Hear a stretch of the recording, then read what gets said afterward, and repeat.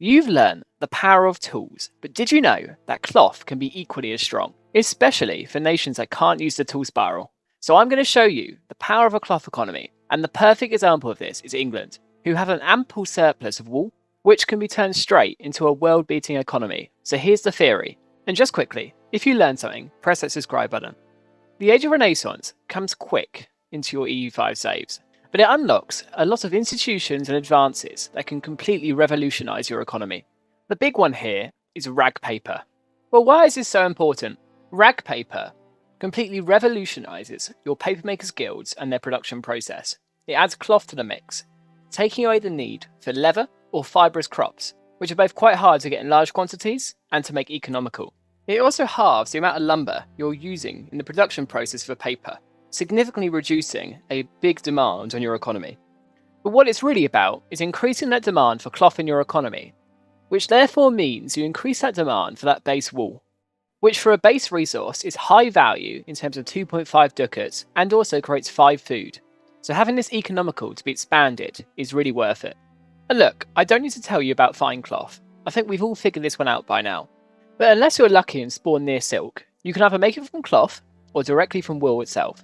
And I'd always recommend choosing the cloth element if you've got this choice, just because it's more efficient. As you can see, it only takes 0.8 cloth versus 1 wool, whereas your Spinners Guild makes 1 cloth or more if you buff your productive efficiency from 1 wool. So you can start a chain, wool to cloth to fine cloth, which is then absorbed into your economy, with your burghers, your clergy and your nobility hoovering it up. And rag paper adds yet another economic chain into the mix, meaning you can go from cloth straight into paper, into books, which is then a demand for your clergy, buffing your economy, as they're the main source of demand for your books, but your nobles and your burghers also consume them.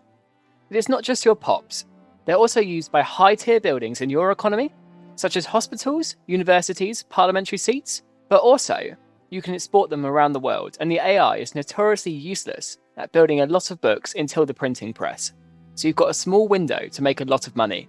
But interestingly enough, cloth and paper also feed directly into marketplaces. So if we spam out marketplaces, we can increase our demand for these 2 core goods, pushing demand for our entire economy, at the same time as increasing our export capacity for our high quality goods. What's special about this little economic spiral is that it can all be done in the proximity of your capital, meaning that whilst these buildings may not be the most profitable ones you can make in your economy, they're probably going to give you the most profit. Because of the high control near your capital, you're getting a lot more return on investment than say if you go for some really high quality RGOs that are much further out. High quality industry coming from your burghers in the form of tailors' guilds and spinners' guilds. But you can also subsidise this through rural cloth makers, which you can make in the vicinity of your capital. And usually, your highly urbanised locations where you can get clergy buildings and burgher buildings are going to be near your capital as well. So you can maximise your economic input. So let's take it into practice. We're starting this off in 1356, so 17 years into the game, through an England playthrough, where we've already taken France as our PU subject, and we've started a decent early game economy, making an income of 93 ducats a month. This has quickly been achieved by getting high control over a lot of our key provinces, mostly through maritime presence, investing in London heavily early through lots of scriptoriums and tailors' guilds, and quite frankly, a lot of wars.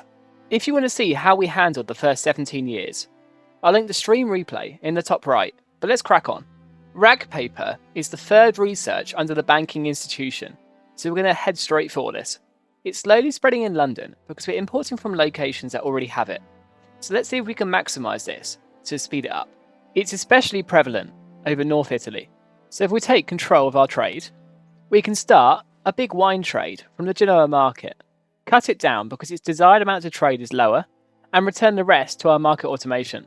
And then we wait for the month to tick, and whilst it may not be the most profitable, our monster wine trade has started, significantly increasing the amount that our institution grows in our capital and nationwide. Now don't get me wrong, we still have to wait for it to spread and then research 2 preceding techs before we can get it. So how do we prepare to make the spiral? Well, we can start off by ensuring there's a sufficient surplus of cloth in our market. We also want to ensure there are urbanised locations in provinces with wool, so we can benefit from the production efficiency modifier that having a relevant RGO in the same province gives you. So we're going to invest into urbanising specific locations, and Canterbury is a key example. It's farmlands, It's near enough to our capital to get high control. It's got a really good RGO of its own, so we can maximise our economic efficiency from this one location. Canterbury specifically also has a holy site, which will benefit us by increasing its maximum control, its maximum and monthly prosperity, and its possible clerics, all that will help building an economy out of this location. The most important thing, however, is trying to maximise our control and market access to those locations that we're planning to make our economy out of. So for example, building a road straight to Canterbury is going to be necessary, decreasing its proximity cost, and decreasing its market access cost. And also build roads out of our capital. We're past the Black Death now, so there's no penalty for doing so. We just increase our control and get more goods into our market. And the same with bridges, a worthwhile investment reducing our proximity costs to our local regions. Whether we're founding cities or just building buildings, we're going to need cost reductions from glass, masonry, lumber, and tools probably as well. So investing in these early and preparing for our economic spiral is necessary. Along these lines, I'd also recommend encouraging migration to your capital, as that's going to be the centre of this spiral. Embracing free mobility for the common people, so it's not just your upper classes that can migrate around. And encouraging development in your capital province. This is because of the insane buffs that development gives. This is really important to do in our core regions, as we need to increase our development to allow our POPs to demand our core goods, like books and fine cloth. If we can increase our domestic demand, we can make a hell of a lot more money off our own population. Development needs to be above 20 for your POPs to demand fine cloth, but it needs to be above 30 for your POPs to demand books. Now we spoke about how these two groups are the main demand for the high tier goods that we're making in this spiral. So what values and policies can we take to maximise this domestic demand? Well, spiritualist increases our possible clerics in towns and cities, and aristocracy increases our possible nobles in towns and cities. You could also take the powerful dioceses estate privilege to increase your possible clerics further. Obviously, you could also go down the plutocratic route, buffing your burghers, and the humanist route for its good buffs. You need to make this decision for yourself. But especially in the early game, I do recommend spiritualist and aristocracy because they're a lot easier to obtain. But while we're on the topic of values, I'd highly recommend free subjects over serfdom because of that prosperity buff and the high pop promotion speed, and capital economy over traditional economy. Because of the amount of buildings we're going to be making, that building cost reduction is insane, and the 20% production efficiency buff will be immense. While waiting for the institution, you can also choose to save up your research progress, allowing you to get down the new tree fast when you've got it unlocked. In the meantime, we'll continue working our economy, ensuring we've got a wall surplus, and focusing on London, getting its core buildings up and running. And we also want to preemptively invest in libraries for these precursor goods, and they just give some insane buffs at the same time. And exactly the same with hospitals. Now, even before we've started the spiral, because of these libraries and hospitals, our demand for books have gone through the absolute roof. As you can see here, our burghers are having to import 10 books to fill this demand, so this is a huge domestic opportunity that we need to take advantage of. So we're going to max out our scriptoriums in the settlements we're planning around. Now, we're still waiting for banking to spread throughout our nation, but it's important to note that we don't need to keep the trade that got it in here in the first place going once it's entered our market centre, as it then exclusively spreads from there. And we can finally embrace banking. Now, I would never usually recommend doing it this expensive, but we can afford it in this situation. And now we can barrel down towards rag paper using our saved research points. So now rag paper is looming, let's make a gigantic supply of cloth so we can just barrel this into our industry when the advance unlocks. So to achieve this, we're obviously going to spam a hell of a lot of spinners guilds in our planned settlements. And just from the preparation, our economy is doing exceedingly well, with a tax base of 384 in 1377. And we finally unlocked rag paper. You can change your production process countrywide by going into the building tab, click on this little bar here, and press rag paper at the bottom here. This will change all of them to this method. This has significantly increased the demand of cloth in our market already, so we can now focus on producing the high tier goods to push this demand throughout our entire economy. So tailors guilds and scriptoriums.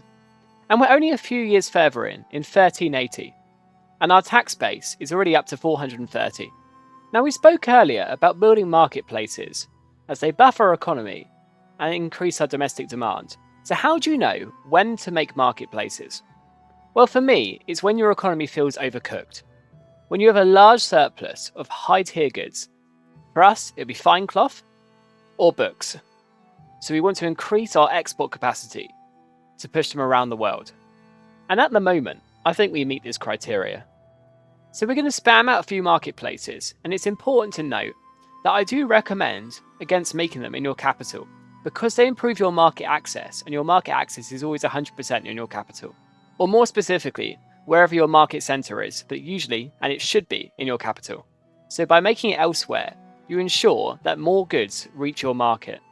You can also tie in a little bit of the tool spiral to create demand for lumber and more lumber in your economy. Whilst we have rag paper, you're still using a lot of lumber for this spiral. And if you want building cost reductions, you need a substantive surplus, so it's always worth keeping a good surplus of lumber and creating demand for tools in the process. And because of these marketplaces, our trade income has now doubled, whilst creating demand for core goods and within our own economy. Only 4 years on, our tax base is now at 514 in 1384. We're doing very, very well. Obviously, don't forget to upgrade your RGOs when you have the opportunity to. They're some of the most profitable buildings that you can build in your economy, and just because you're following an economic spiral doesn't mean it's the only thing you have to do. After rag paper, we want to rush down counting houses, as they take paper and books, pushing more domestic demand into our economy and give us crown power. Now, they can be expensive, but they are really worth it in your high population cities. Our crown power starts at about 22% before we've made our counting houses.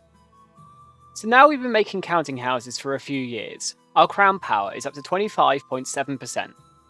And interestingly enough, our tax base has shot up to 572 just from those precursor goods pushing demand throughout all levels of this economic spiral and our economy. And we've just unlocked universities too, who give some incredible buffs, but also have some highly relevant required production goods. So we're going to do the exact same thing that we did for counting houses and spam them out. Now, because of this investment into counting houses, we're now in a deficit of books. So don't just focus on universities, otherwise you could cause yourself a bit of an economic crisis. Keep all sides of your economy going. To demonstrate this, look at what I'm building at the moment. I'm not just building universities. We're building everything from paper makers to make our paper cheaper and make more, since we made a load of scriptoriums recently.